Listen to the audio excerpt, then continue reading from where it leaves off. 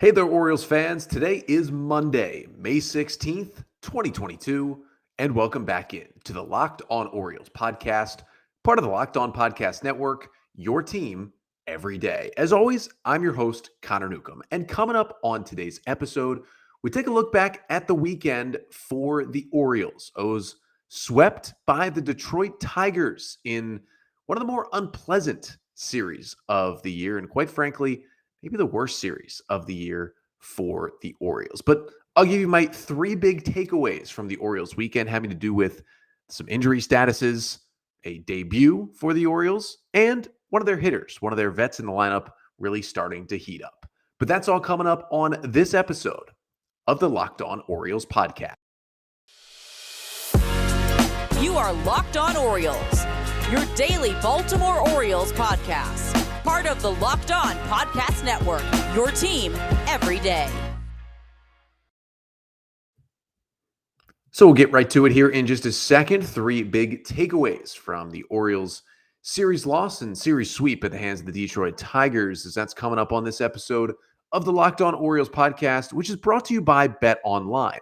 BetOnline has you covered this season with more props, odds, and lines than ever before. BetOnline, where the game starts.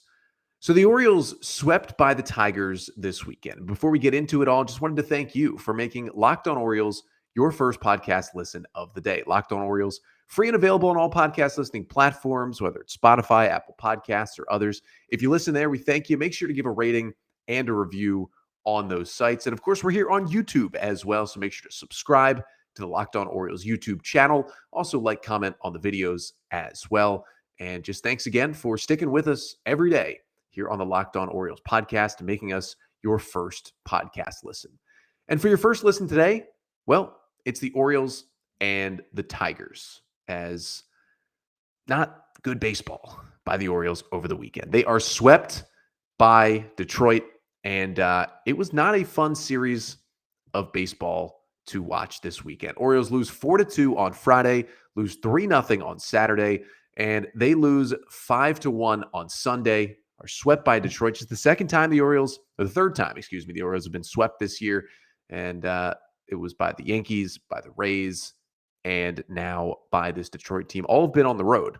But the Orioles fall to 14-21 on the season, still because the Red Sox lost to the Rangers 7-1 on Sunday, still in fourth place, a half game up on Boston in the division. So I'm going to get you my three big takeaways from the weekend series in Detroit. And the first big takeaway, the Orioles are very injured right now, and it's showing. It's really showing in the order right now. I know that John Means had Tommy John surgery, and he's out, and that is a huge injury blow to the Orioles, but it's all in the lineup right now. And it's kind of an easy reason to point to that the Orioles scored 3 runs in 3 games and were swept by the Tigers. They never led in this series. They had all 3 of their runs come off of solo home runs. They put a couple of rallies together, but I mean, really, in the Friday game, that was, I felt like the one game they had even a chance to win. They left the bases loaded in the 7th, left the bases loaded in the 8th, left the bases loaded in the 9th, and lost that game 4-2 when they had plenty of chances to come back and win that game.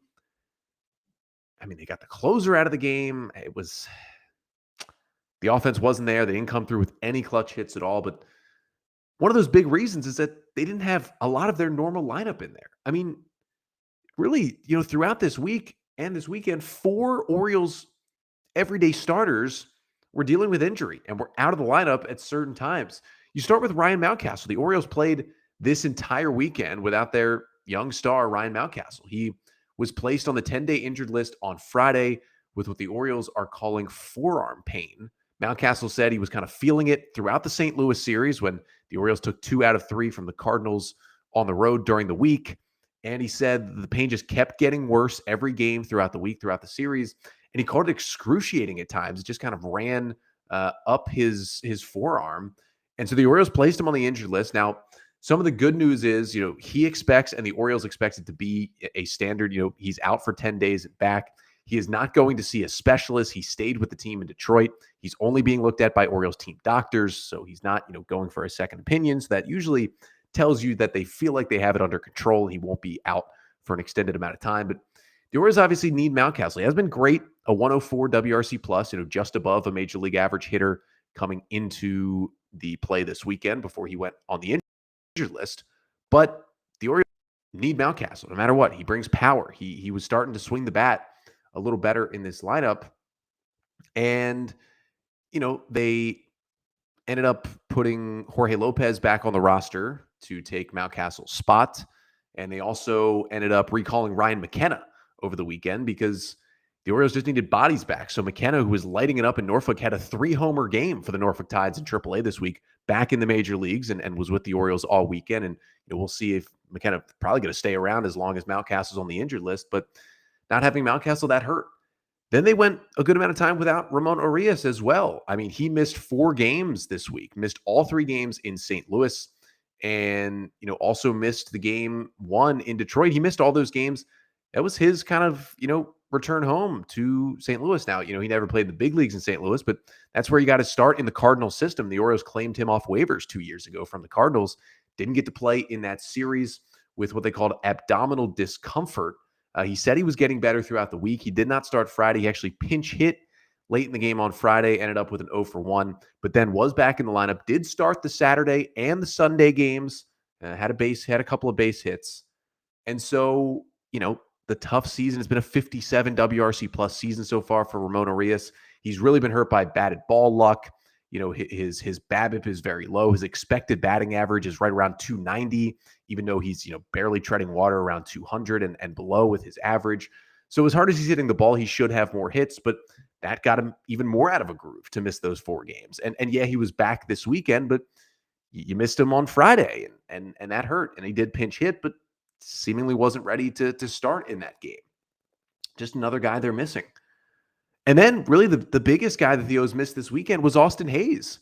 I mean, Austin Hayes coming into the weekend had a 140 WRC plus. He was leading this Orioles team in most hitting categories, was red hot for the O's, and they didn't have him because just kind of a freak play in the Thursday afternoon Orioles 3-2 win over the Cardinals in St. Louis, where they won the series with that victory. Late in the game, Hayes goes sliding into first base and ends up getting stepped on. And, they end up calling it a lacerated hand, but basically he got a cleat stepped on his hand and it opened a wound. He started bleeding. I mean, that's basically what happened. Obviously, he had to lead the game on Thursday, and he missed all 3 games in Detroit this weekend. Hayes has been the Orioles' best hitter this year. He's been on fire, and losing him hurt badly. Now, Hayes does not have to go on the injured list, and it looks like there's a good chance he will be in the lineup tonight at Camden Yards against the Yankees and will make his return after missing 3 games. At worst, I would say he's back in the lineup Tuesday night against New York, but still missing 3 or 4 games without Austin Hayes. He's been so good. That was a huge absence in this lineup. When you combine that with Mountcastle being out, that's a huge reason why you're only scoring 3 runs. Now, again, not going to go on the injury list. He got stitches. And basically, Hayes talked to the media and said, look, we just got to wait for the stitches to heal. So they said it was definitely going to be, 48 hours with nothing. So we knew he wasn't going to play Friday or Saturday. There was a chance he could have played in the Sunday game, but the swelling hadn't gone down enough. It hadn't healed as much as they hoped. So that's why I'm thinking Monday he'll be back in the lineup. But just another bad break for the Orioles. And it's not, you add to the, Hayes injury prone. He got stepped on. I mean, how often does that happen? He's going to miss 3 games, hopefully at the most 4, and he's going to be back. But, Hayes did say he's now going to start wearing a batting glove on that hand. He's always gone no batting gloves for a while. He's going to have 1 out of 2 batting gloves on now. We'll see, he'll look a little different at the plate. We'll see if it affects him at all. We'll see if, having the hand injury affects him in the outfield or at the plate, or if the O's maybe DH him in tonight's game in the first game back. But either way, it hurts to not have your best hitter. And then you think, all right, Hayes will maybe be back Monday. Arias is back. And, maybe the Mountcastle thing isn't bad as we think. And then Sunday's game happens. And in the second inning, Jorge Mateo gets injured. Lays a bunt down the first base line. And just a weird play. If you haven't seen it, at top of the second inning, Mateo tries to bunt for a base hit. Hits it down the first baseline. Spencer Torkelson, of course, the Tigers star rookie first baseman, comes in to field the bunt. And then at the last second, kind of wants to step away and try and let it roll foul because he doesn't think he's going to have a chance to pick it up and tag Mateo in time to get him out. And instead of stepping out of the way of the ball, he he kind of steps out of the way, but it was a really ugly looking play where he almost stopped running and kind of not leapt, but did step into Mateo and really shouldered him down. Like, I've been watching the Stanley Cup playoff. Unfortunately, the Caps get eliminated this weekend. Kind of looked like a hockey hit with the shoulder into Mateo. He ran hard into a big guy. I mean, that is a big man in Spencer Torkelson at first base. And Mateo goes down. He was down for a while. He actually stayed in the game, but then left the game in the fourth inning as Chris Owings replaced him as a pinch hitter in the fourth. And Mateo was out. So after the game, the Orioles ended up calling it left shoulder / chest contusion. Mateo said after the game that his ribs were sore after the play. Of course, Trey Mancini, another guy who's seemingly still not 100% after his rib injury last week. X-rays were negative, which is good for Mateo. But, he's had a 93 WRC+. He's been great on the base pass. He's been really, really good defensively. Kevin Brown tweeted out, the Orioles broadcaster, that he's had 5 defensive runs saved. He's been one of the best defensive shortstops in baseball so far this year. Top 5 in stolen bases. Been hitting the ball really well. Orioles need Mateo in this lineup. And, it doesn't look like he's going to go on the IL, but I would be really surprised if he is in Monday's lineup, which means probably more Chris Owings, who has been just continuously terrible and somehow still has a roster spot with the Orioles, but more Chris Owings. And then, if Mateo does have to go on the IL, I mean, we probably see Richie Martin, who was with the Orioles on the taxi squad all week, but was never activated. We'll probably see Richie Martin come up if Mateo has to go on the injured list. But man, it's just, the Orioles are really injured right now. And even some guys who are in the lineup, like Trey Mancini, are playing with the bumps and bruises out there. And it showed with, no Mountcastle and no Hayes. And that's a big reason. And again, other guys could have stepped up and they didn't, but still a big reason why the Orioles scored 3 runs in 3 games. Offense goes silent, and they were swept by the Tigers this weekend. But because of those injuries that the Orioles faced this week and this weekend, it did give the opportunity for an Orioles top 30 prospect to make his major league debut last week. And that was Rylan Bannon, who was called up by the Orioles on Thursday and played in 2 of the 3 games in Detroit, played in 3 of the last 4 games for the Orioles. So coming up next, we'll talk about Bannon's first 3 games in the majors, what I liked, what I didn't, from what I saw from him, and what his role could be going forward, and simply how long he'll stick around in the bigs with these injuries for the Orioles. But first, let's talk about betonline.net, because it's got everything you need for all your sports wagering needs. Of course, you've got your baseball lines, your baseball odds. You can check baseball, team win total futures, World Series odds, division odds, all that kind of stuff. But also, how about the NBA playoffs? We are into the Eastern and Western Conference Finals starting this week. NHL playoffs, the second round about to get going. So many game 7s across the board. You can get all the lines, all the odds at betonline.net. But you can also get sports news, who's playing, who's starting, who's sitting, injury news about, who might be out of the lineup for a certain team. You can check the score at betonline.net of the game that you might be wagering on. You can also listen to podcasts just like this one. You can really get it all, everything you need to make a smart wager and just be in on everything sports gambling. That is over at betonline.net, where the game starts. So a tough weekend for the Orioles. They're swept by the Detroit Tigers, scored just 3 runs in 3 games. It was now 14-21 on the season after they had been playing some really good baseball, had won 8 of 11. They were 3-0-1 in their last 4 series coming into Detroit, had just won 2 out of 3 on the road against a really good St. Louis Cardinals team. Things were feeling good, and then they all kind of fell apart. We talked about a lot because of the injuries, but the injuries did open up a chance for some other guys. And one of those other guys was Rylan Bannon, who the Orioles acquired, of course, in the Manny Machado trade from the Dodgers back in July of 2018. He had been moving up through the Orioles system and basically spent all of last year and all of this year so far in AAA Norfolk, where he was hitting .235 with a .361 on base with 4 home runs in 29 games in AAA Norfolk this year. He was red hot early in the year, had really slumped lately, and then started to hit a little bit early last week. Gets the call up on Thursday because, frankly, the Orioles needed Bannon. They knew Mountcastle was hurting. He was out of the lineup. Ramona Reyes was hurting. He was out of the lineup. Of course, eventually had to put Mountcastle on the IL. We're still without Arias. Needed an infielder, and they went to Rylan Bannon, of course, an Orioles top 30 prospect.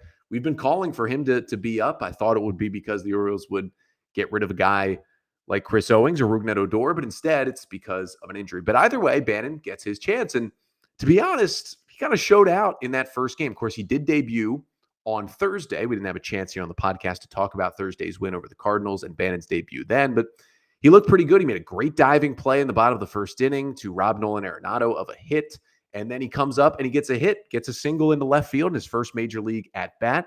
Now, the hits didn't keep coming. He ended up playing in 3 out of the 4 games since being called up. Started Thursday in St. Louis, started Friday in Detroit, did not play in the Saturday game, and then started Sunday's game as the DH in Detroit as well. And he went 2 for 12, couple of singles, 4 strikeouts, no walks. Didn't look amazing at the plate. Did look pretty good defensively, especially at third base for the Orioles as well. So didn't light the world on fire, obviously, Bannon in his first major league games, but it was cool to see him make that play and then get that first hit. Always nice to get that first major league hit out of the way. But, right now, he's obviously on the team as an injury fill-in. He first came up to fill in for Urias. Now with Urias back, he's still kind of there to help out with Mountcastle not being there. And then, with any time Mateo misses, even if it's not an IL stint, Bannon is there to fill that role as well. But the question obviously becomes for Rylan Bannon, what happens when Mountcastle returns from the IL and Mateo is good to go? There's probably not as much of a spot for Bannon if you're keeping everyone else. But to me, he looks confident enough at the plate, looked really good defensively. You got to give these guys a shot. Rylan Bannon has been on the 40-man roster. He was on the 40-man all of last year. He came over the Manny Machado trade. He's been a top 30 Orioles prospect, and for a lot of that, a top 20 Orioles prospect in the system the entire time since the trade. He's put up some really good numbers at times and had that crazy home run stretch last year at AAA. You got to see what these guys have. And I get, maybe you don't want Rylan Bannon. We've talked about this on this podcast before. Maybe you don't want Rylan Bannon to play Chris Owings' role, which is utility guy off the bench, starting at most 2 days a week, and he fills in when you have a need, but he's not getting regular at-bats. Yeah, maybe you'd rather have Bannon getting regular at-bats at AAA instead of being, a utility guy in the big leagues. And I get that right now he's up because of the injuries. He's getting those regular at-bats. He starts 3 out of 4 games to start his career. But even when Mountcastle's back and Mateo's back, just keep Bannon. Get rid of Chris Owings. He literally can't hit the ball. It's ridiculous to watch. Chris Owings can't hit it. He can't really play that good of defense either. Bannon made some good plays. He swings the bat well. 2 for 12. I get it. That's not great. But it's 12 plate appearances. He's going to get more chances. Just leave him in the bigs. And I hate what they've done with Ryan McKenna. It's kind of hard to really push back against what they've done with McKenna, which is call him up and send him back down multiple times. Again, he finally comes back up this weekend because the Orioles have such a stacked outfit. I mean, they got to get Hayes, Mullins, and Santander these at-bats. McKenna only came up because Hayes had that cut on his hand and had to miss all weekend, and they needed another outfielder out there. McKenna got a couple of starts in Detroit. I want McKenna to play more. There's not as much of a spot. Bannon, there's not an argument there. There's a spot. There's a clear spot. Even if it's not Owings' spot, it could be Odor's spot. So when these guys are done, just get rid of Chris Owings. Leave Rylan Bannon on this team. I saw enough that I liked in his debut. I've seen enough that I've liked in his time in the minors since being traded to the Orioles in 2018. You got to give these prospects a chance, especially if they're prospects who have been on your 40-man roster for this long. They need a chance. Even if Bannon, a week from now is not starting every day. Even if he's starting 3 out of 6 games in a week, coming off the bench, maybe in one other. That is enough. He's had enough AAA at-bats. He has proven that he's good enough to play AAA baseball. He doesn't need AAA at-bats anymore. That's kind of where I'm at with Ryan McKenna. I get that you'd rather him get regular at-bats at AAA than be a 4th outfielder in the majors. I get it. But what we see every time from McKenna is that he goes down to AAA and he dominates. He had a 3-homer game this week in Norfolk. He's too good for AAA. Yes, he hasn't lit the world on fire yet in the majors, but he's had some success offensively and defensively. Just leave him in the majors. I'm fine with him being a 4th outfielder, starting 2 days a week. Just keep these guys in the majors. They make your team better. McKenna and Bannon makes your team better more so than the guys who would be otherwise on the roster. in, Owings and Odor, basically. Same thing with Tyler Nevin. Once this team gets fully healthy, does Nevin start to get squeezed out? No. Keep him on this roster. Keep these guys getting regular at-bats. And I hope Rylan Bannon can get that chance because it's at least fun to see some more prospects come to the big leagues. But of course, the O's are a younger lineup with younger guys getting chances. But there's, of course, a couple of vets in that lineup. And one vet in Trey Mancini. The bat is really starting to heat up in the month of May. And that continued with a little bit of a power surge in Detroit this weekend. We'll talk about that in just a minute. But first, let's talk about Built Bar, because a guy like Trey Mancini, he looked energized this weekend in Detroit. Maybe he was having a Built Bar. Who knows? They sure seem to energize me to give you 5 episodes per week here on the Locked On Orioles podcast. Now, they're protein bars, and that obviously helps. 17 grams of protein helps me get going. It's a healthy snack as well, but they taste like candy bars. That's why I continue to eat the Built Bars. Now, peanut butter brownie is my favorite flavor, but they've got plenty like white chocolate chunk. They've got mint chocolate. They've got fruit flavors as well, but you got to try the Built Puffs. You really, really have to try the Built Puffs. It is the first ever protein-infused marshmallow. It's a marshmallow covered in 100% real chocolate, infused with protein. They've got multiple great flavors. How can you beat that? You get a marshmallowy treat, and you get that protein. It's a healthy snack. So if you want all these options and more, all the Built products, go to Built.com. Use the promo code LOCKED15, and you'll get 15% off your order. Again, that is promo code LOCKED15 for 15% off at Built.com. So Orioles and Tigers this weekend, really probably the most disappointing series of the year. Orioles swept in the 3-game set in Detroit, and we'll try and turn things around in New York, or against New York and Baltimore starting tonight. But it was really the Oriole offense just going flat. I mean, Jordan Lyles, he was okay, not great on Friday. Bruce Zimmerman, again, pretty good. Pitched into the 7th, didn't have his best stuff, but was solid on Saturday. And Tyler Wells got hit around a bit, but kept the Orioles in the game on Sunday. And the bullpen gave up a couple runs Sunday, but the bullpen was scoreless on Friday and Saturday. The pitching did its job. That's what it's been most of the season. But the offense, 3 runs in 3 games. Well, 2 of those runs came courtesy of Trey Mancini this weekend. And the third big takeaway from the weekend is that Trey Mancini's bat is heating up at a time when the Orioles really seem to need it. Mancini this weekend for the O's, 3 for 9 with 2 solo home runs, 2 RBIs, worked 3 walks, struck out just once in the 3 games. Had a 1 for 3 in each game. Homered in the 8th inning, a solo shot to get the Orioles on the board in game 1 on Friday, hit one down the left field line, and then scorched a ball to lead off the 9th in Sunday's game to avoid the shutout for a solo home run. Those were home runs number 2 and 3 on the season. He had just 1 home run on this year coming into this series and got 2 in 3 games in Detroit. So maybe that's going to help that power surge come. But it hasn't just been this weekend for Mancini. It's been this whole month of May that Mancini, along with the Oriole offense, which has really heated up in May after a really cold April, Mancini's kind of been leading that charge. Now, Austin Hayes has really been leading the charge, but the guy right behind him has been Trey Mancini, really starting to heat it up with the bat. His stats in April, in 84 plate appearances, he had a 224 average, 590 OPS, and as I mentioned, just that 1 home run. Through 12 games in May so far, so just 51 plate appearances, just over half that of what he had in April. He's 18 for 45, a 400 average through 12 games in May, a 471 on base, 1,004 OPS. That's pretty good. That's almost double his OPS from April. And again, the 2 home runs just this weekend after the 1 home run all of April. Now, he's only driven in 5 runs because he's not hitting the ball out of the ballpark. And of course, as I just said, his 2 homers were both solo shots over the weekend because the O's didn't get a lot of guys on base for most of these games in Detroit as well. But he's heating up. He's drawing some walks. He's hitting the ball out of the ballpark. And Trey Mancini, I mentioned earlier in this episode that Ramona Reyes has had bad batted ball luck. You could argue that Mancini's batted ball luck has been worse at times than Urias. He's hit the ball really hard this year. He's the best Orioles hitter in terms of barrels on the season, and it just hasn't turned into a lot of hits until May when he's now hitting 400 and hitting homers, and that bat is coming for Trey Mancini. It's here. He's heating up. He's playing better.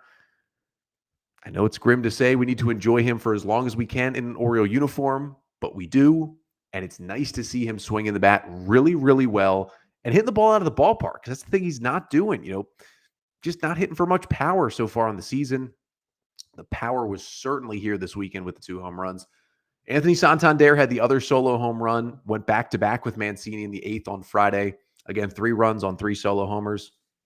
Would have been nice if anybody helped out. Cedric Mullins tried. He had a 2-hit game on Friday, but then he went 0 for 4 with the Golden Sombrero on Sunday. So not a good week. Not a good weekend, I should say, for the Oriole offense. And it kind of resets this stretch of really good series, just really bad baseball. But hopefully they start to get healthier, and the New York Yankees come into town. And I know everyone's been excited for this Monday, May 16th game, because everyone's been saying, is this the game? Is this the game? Is this the game that Adley Rutschman debuts? And I know a lot of people bought tickets here for the May 16th game and thought, it's the start of a 7-game homestand. The Yankees are in town. What better time to bring Adley Rutschman to the bigs? He seems to be good to go in AAA. No, injuries all healed. He's played plenty of AAA baseball. Well, I'm recording this here. We're just shy of 10 p.m. Eastern time on Sunday night. There's been no word of Adley called up. I think if he would have been coming up Monday, the latest we would have heard would have been just after Norfolk's game ended, right around 4:30 Eastern time on Sunday afternoon. We didn't hear that. 5 hours later, we still haven't heard it. I don't think for a Monday game the Orioles would announce in the morning. Now, you could be listening to this Monday and say, Connor, you dummy. I just heard on Monday morning the Orioles announced that Adley Rutschman's coming to the big leagues for Monday's game. And maybe that could happen. But it does seem like Monday's probably not the debut. And again, I stick with my official prediction that this Friday, May 20th against the Rays will be Adley's debut, but we will see. But whether Adley's in the bigs or not, the Orioles start a 4-game series with the New York Yankees back at Camden Yards starting tonight. A 7:05 p.m. Eastern time start in tonight's game. And the Yankees, man, are they playing some good baseball right now. 25-9 coming off a series win in Chicago against the White Sox. Yankees with the best record in baseball already have a 4.5-game lead on the Rays, who are in second right now in the AL East. The Yankees are just dominating. They have a plus 69 run differential on the season. That is the second best in baseball. But, they are the only team in the division with a positive run differential. They've been killing teams. Orioles did take a series from them earlier this year. But then the Yankees did, remember, sweep them in New York. So the red-hot Yankees come in, and they are going to send Luis Severino to the mound in Game 1. The 28-year-old righty has a 4.08 ERA, 31 Ks in 28 2/3 innings over 6 starts so far this season. His last time out against Toronto was really an up-and-down start back on May 10th. He only lasted 4 2/3 innings. He gave up 3 runs on 5 hits, but he struck out 8 batters and walked just 2. The stuff does look good from Severino. He's not all the way back, but the stuff does look really good returning from the injury. And he'll go against the Orioles rookie sensation, coming off of one of the best starts we've seen from an Orioles rookie in a long, long time, as the 25-year-old right-hander Kyle Bradish will come back to Camden Yards to make the start here on Monday night. In his 3 starts so far in his major league career, 17 innings, 16 strikeouts, and a 4.24 ERA. And of course, coming off the absolute dandy he threw in St. Louis back on Tuesday night. 7 innings, 2 runs, 4 hits, 11 strikeouts, and no walks. If he can do that again, he'll give the Orioles a chance to beat the Yankees here on Monday night. And then I'll be back with you tomorrow on Tuesday with a new episode of the podcast. Of course, I am back here from vacation, so all the episodes this week will include a recap of the game the day before. Sorry that Thursday and Friday's episodes did not include a recap from the loss to the Cardinals Wednesday and the win over the Cardinals on Thursday, but hope you still enjoy those episodes with Andy Kosko of the Baltimore Sun on Thursday, and then Scott Bentley of Locked On Tigers on Friday's crossover episode. Hope you still enjoyed those. If you didn't listen to them yet, make sure to go back and check those out from Thursday and Friday here on the pod. But again, I'm back with you tomorrow, Tuesday. If somehow Adley does debut, of course, we'll be talking all things Adley Rutschman Major League debut on the pod. But if not, if he's still in AAA, we'll talk about the newest Orioles. The O's made another roster move over the weekend that I didn't mention yet. They DFA'd Paul Fry after all of his struggles starting in the second half of the season last year. And the reason they DFA'd Paul Fry is because they made a waiver claim. The right-handed pitcher Bo Sulser has joined the Orioles and was optioned to AAA Norfolk. You might say, Sulser, that sounds familiar. Well, that's because he's Cole Sulser's brother. So the Orioles trade Cole Sulser, and they claim his brother Bo, who will be in AAA, but could be in the major leagues sometime soon if he pitches well. So we'll learn more about Bo Sulser, his time in the big leagues and the minors, and what he could bring to the Orioles coming up on tomorrow's episode. But until then, I'm Connor Newcomb, and this has been the Locked On Orioles podcast, part of the Locked On Podcast Network. Your team every day.